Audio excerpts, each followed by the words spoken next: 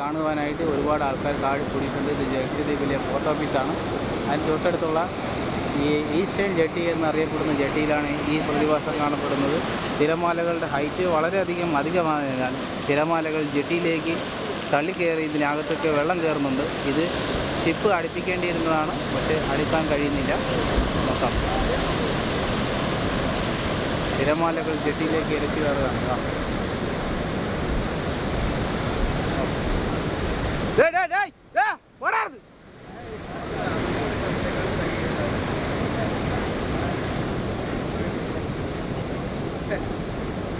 പരിചയമുള്ളതൊന്നുമല്ല, ഇത് നമ്മളെ ശരിക്കും അപകടപ്പെടുത്താൻ പാകത്തിലുണ്ട്.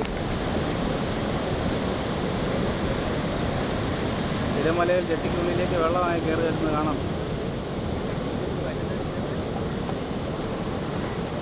അത് ജെട്ടിയുടെ പീസൊക്കെ പൊട്ടി വരുന്നുണ്ട്.